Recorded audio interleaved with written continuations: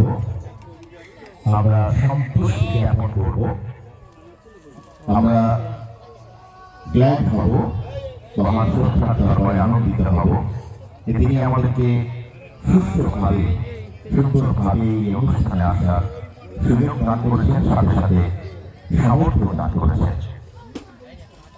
পরপরই জানায়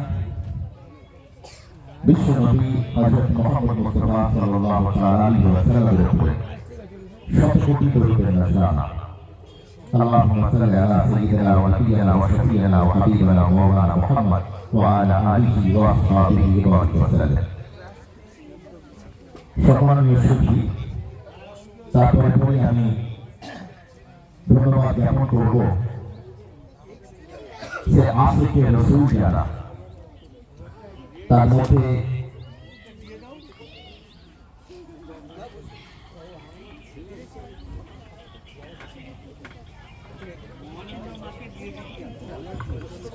মাননীয়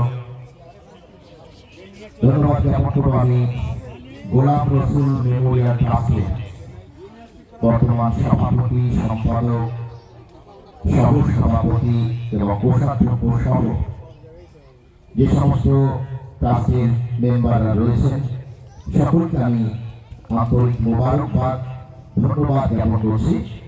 তার কারণ এই ধরনের একটা মৌলজ্ঞ মহতী অনুষ্ঠান তারা আয়োজন করছেন, সুতরাং তাদেরকে আমরা ধন্যবাদ জ্ঞাপন করতে বাধ্য। এই ধরনের একটা মহত্ব অনুষ্ঠান প্রতি বছরই তারা করে থাকেন, এই বছরও তার কোনো ব্যতিক্রম থাকছে না। তাই গোলাম রসুল মেমোরিয়াল ট্রাস্টের সম্মাননীয় সম্পাদক হাজী নওয়াজ রসুল সাহেব, নওয়াজ রসুল সাহেব, তার কথা আমরা যতই বলি না কেন কম হবে।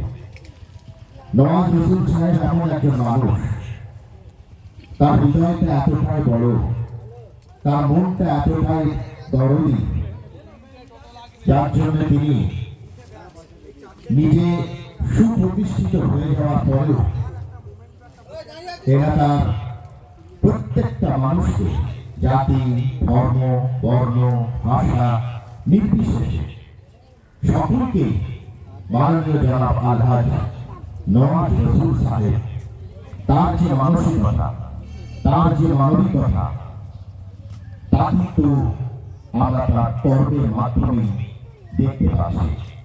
তাই বারবার পুনর্বার মাননীয় জনাব আলহাজ নওয়াজ রসুল সাহেবকে আমরা কৃতজ্ঞতা জানাবো, ধন্যবাদ জ্ঞাপন করব। তার কারণ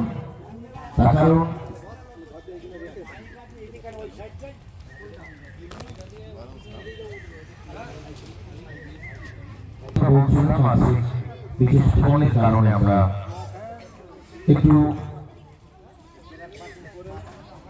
মাননীয় জনাব আলহাজ নওয়াজ রসুল সাহেবের কথা আমরা বলছিলাম,